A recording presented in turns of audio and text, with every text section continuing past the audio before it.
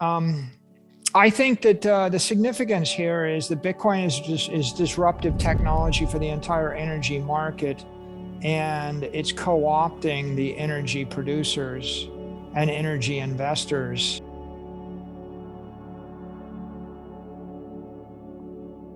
Well, I mean, I think once you understand that a bank is storing monetary energy, then you've got a bank of batteries that's storing electrical energy, and then Bitcoin is sitting in the middle. It's encrypting the energy from electrical energy into monetary energy. And so, on one hand, it's upgrading the raw physical energy through the encryption process, fiat energy, into encrypted money, digital money. Mm-hmm. And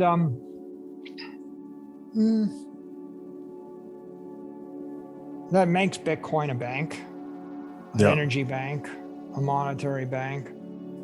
It makes it the world's greatest battery, right? I mean, you could look at it from two angles, right? Banks are bleeding off 1% of your energy a month, due to inflation.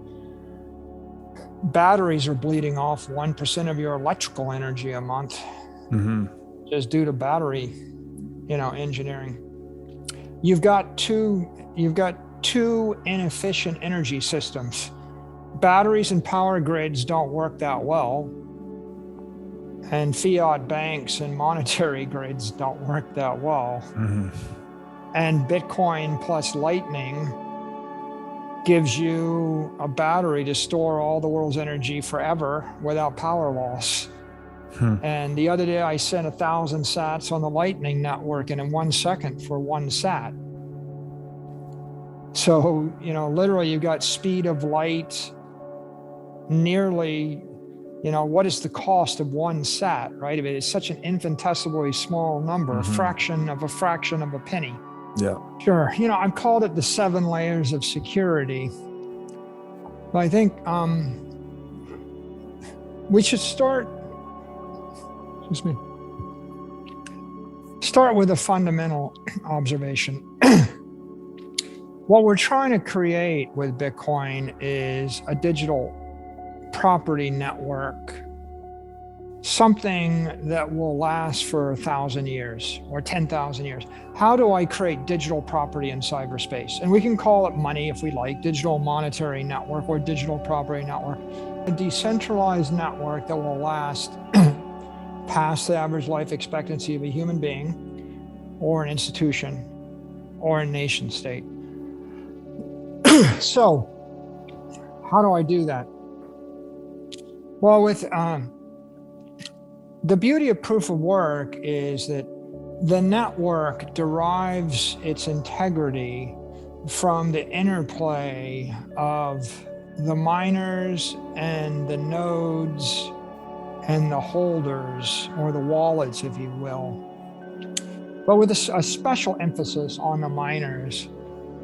What do I define as security? Well, property needs to be optimized for integrity and durability over time. Integrity meaning the protocol can't be corrupted, right? Can't mutate. If the protocol mutates, we go from 21 million to 48 million, you get a monstrosity.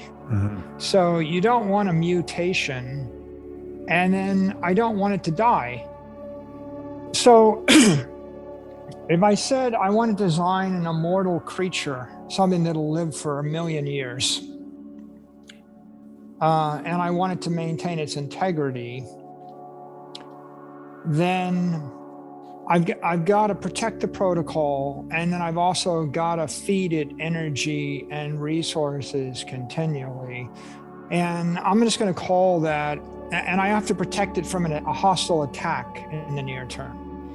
So at times when we think about security, we think about just avoiding an attack, but really security is you can't attack in the near term.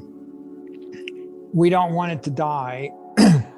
And most importantly, if you live, but you go insane or you get a grotesque mutation, then did you really live?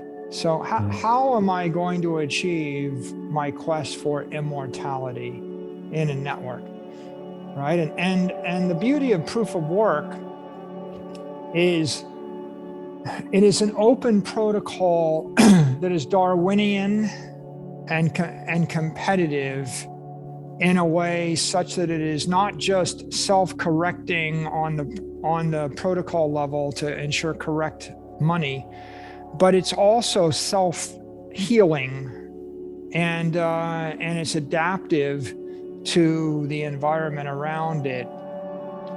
So I like to call these the 7 layers of security. So what do you have? You have an energy layer, a technology layer, a political layer, a financial layer, a network layer, a spatial layer, and a temporal layer of energy. Those seven various dimensions.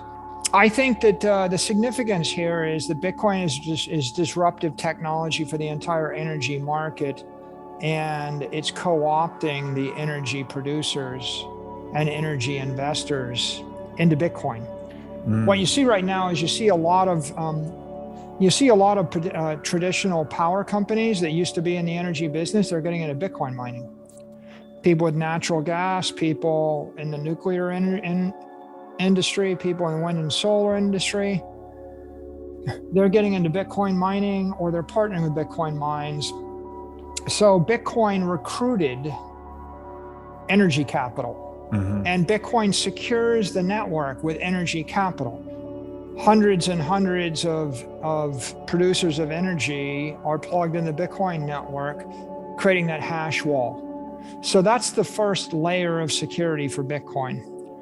And if you're going to attack it, it's no small feat to go and collect that much energy. You almost can't. You're not going to collect twice as much energy or as much energy as is currently in the Bitcoin mining network. Politically, economically, practically, I just don't know how you would do it, right? Right. Very, very problematic. So and there's no shortcut, right? In that regard, there's an energy wall, and you have to jump over it. Yeah, well, you've got like 3 generations of miners, right? Like people are running old, inefficient miners in China on free power. And then in the US and North America, publicly traded miners are buying the latest generation expensive miners because their power is more expensive, but they have more capital. If I have 500 million in capital, spend $60 million, buy 10,000 S19s, mine 1 exahash on 30 megawatts, and make $120 million a year. Good deal? Probably good deal, right? So in that case, you would rather buy the better equipment. And I think you find at any given time there's like there's 3 generations of mining equipment. When the price goes high, if you look at the hash rate of the network back in the first quarter, there was a point when the hash rate got to like 190 or something. And I thought the peak was 170, but there was a surge up by about 10 or 15 exahash. And I posit that surge was because people turned on 3rd generation mining equipment, like the oldest, least efficient stuff. And there's a relationship. An S19 is generating 40 cents a kilowatt hour right now. Ergo, it is profitable to buy electricity up to 39 cents a kilowatt hour. An S9 was 5 times more inefficient. So S9s were profitable at 8 cents a kilowatt hour. But if you go back 1 generation before that, if you're 5 times less efficient than that, you're profitable at 1.5 cents a kilowatt hour. So the break-even point is a function of the semiconductor. Or the joules per terahash, right? And that's a technology driver. It's not an energy driver. And most of the people that model Bitcoin mining, they don't really focus upon the technical efficiency of the miners. And by miner, I don't just mean the one mining rig, I just mean the mining operator that has a mixture of first generation, second generation, third generation equipment. Yeah. The price, and you may turn off, like if the price of Bitcoin went to $5,000 a coin right now, people would probably turn off the old mining equipment if they had to, unless the energy was free. You can bootleg Bitcoin on free energy if you're stealing the energy, but if the energy costs 3 cents a kilowatt hour, you're gonna turn off your old equipment. You're gonna keep the new equipment running, and that's an adaptive correcting system itself. When the price goes up, you're gonna turn on the old equipment. Yeah. And over time, though, these are transient phenomenon. Because the more important phenomena to focus on is that over a decade, the technical efficiency of the mining network is going to increase by a factor of 20 to 100.